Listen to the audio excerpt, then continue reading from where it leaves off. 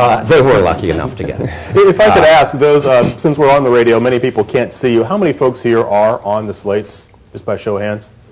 For those of you on the radio, it's just less than a dozen, about a dozen. Thank you. How key is it, assuming 5 passes, for one group or the other to have a majority of the members of this commission? Can you play together fairly, Tom? I would hope that Ron Johnson would echo my sentiments, and I don't want to speak for him, but I would hope that even the commissioners themselves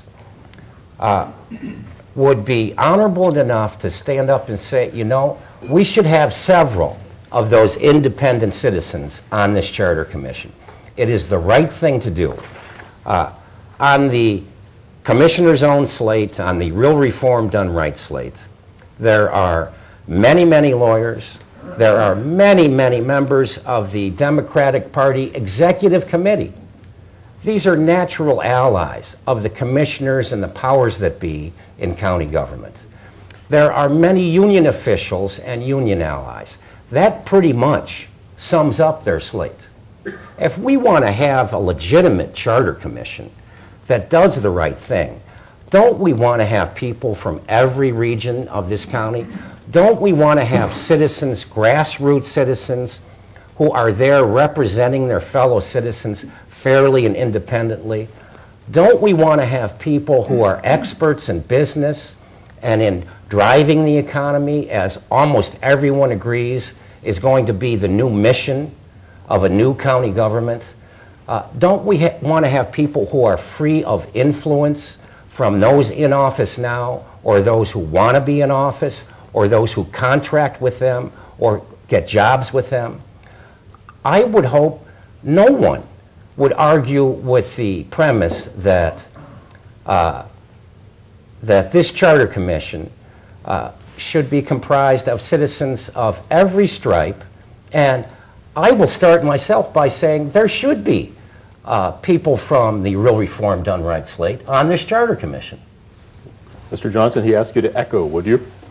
In part. I think that, well, first of all, can we play nice? Of course.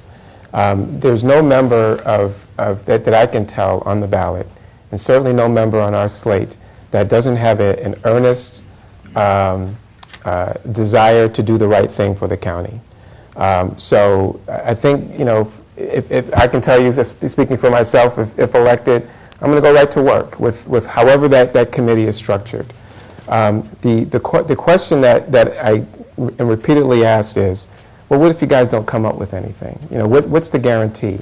I can tell you that I've read the issue 6 proposal, and if the majority of the commission is simply going to marshal in that proposal, I don't want any part of that. I mean, it's a bad deal. That it is substantively flawed, and is unbalanced, and it's a bad prospect. So if that's what a charter commission is going to do, is simply marshal in the issue 6 proposal, I don't want to be a part of that. But if there's going to be a charter commission that's comprised of thoughtful people that are committed to doing something right, and that are committed to doing something right in a short period of time, because as we'll all agree, we can only wait for so long to put something on the ballot. The only slate of candidates that's actually made a commitment to do that is the Real Reform Done Right slate. The Citizens Reform Association did not make that. They haven't made that commitment. In fact, they've gone on record of saying we're an insurance policy to make sure that issue 6 proposal passes.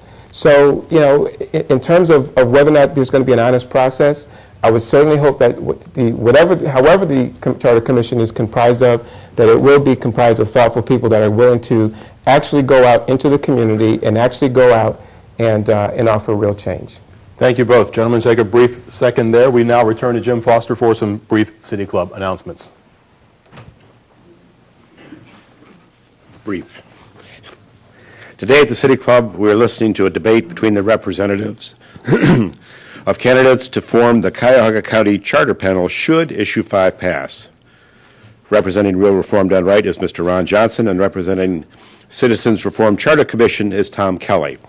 We will return in a few moments for our traditional City Club questions, but first, these announcements.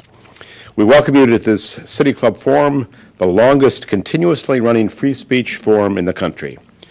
We hope you will join the City Club and become active in our ongoing civic dialogue. Greetings go to those present and those listening on WCPN or to our live webcast and podcast. Our webcasts are provided by the University of Akron. Visit our website, cityclub.org, for information about upcoming programs. The City Club will present one more debate for the office of Mayor of Cleveland next week. It will be between Frank Jackson and Bill Patman, Wednesday, October 28th.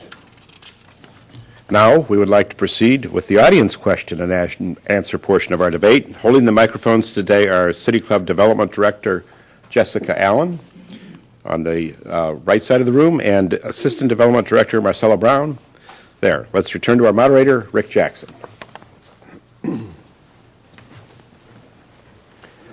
Thank you, Jim. We will now have the traditional City Club question and answer period. Questions addressed to a specific representative will be answered by him with a 1-minute time limit. The other person may also comment for up to 30 seconds. Questions addressed to both men will be answered with a 1-minute time limit for each. To the audience, thank you in advance for cooperation and for making your questions, stating them as briefly and as clearly as possible. First question, please, Marcella. Yeah, my question is, I guess to Ron or Tom, either one, but I think to Ron. If 5 were to fail and 6 were to pass, what would the issues that you take exception to? How would they be corrected? I mean, can they still be corrected, or would it be adopted as is? I mean, obviously you have some thoughts about you like the program, you just think it should be tweaked. Is that right? Well, not quite. Could those problems be corrected?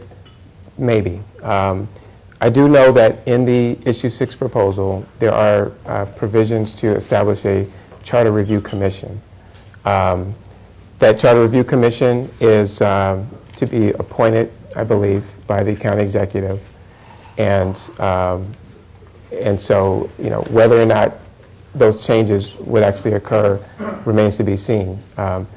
But we argue that why wait for that? Why take that chance? Why roll the dice when you have an opportunity to correct those major flaws now in an elective process, which is why we're really pushing for the passage of Issue 5. 30 seconds, Mr. Kelly. You know, I'd only have to mention that Ron listed a few, as the questioner noted, flaws that can be fixed at the charter review, which would occur in 2012 under the current charter. So that's not so long. And if we wait, an independent study shows that if we wait, because of the tweaks we need, it would cost $450 million in lost jobs, lost population, lost payroll income to this county to delay reform for 1 year. Thank you. Next question. Mr. Johnson has stated, Mr. Kelly, that the proposed Issue 6 is flawed. But it's my understanding that there's a historical genesis for Issue 6. And what might that be? Issue 6 was written by the same stellar constitutional lawyers that framed the charter for Summit County, which to all appearances has worked very well for several years now, and is rooted in several other charters in Ohio, not county charters, but charters, in Ohio and around the country, and has a good foundation in law. And surely in all of the sections and subsections, if there are only 2 or 3 shortcomings, I think that's a pretty good charter.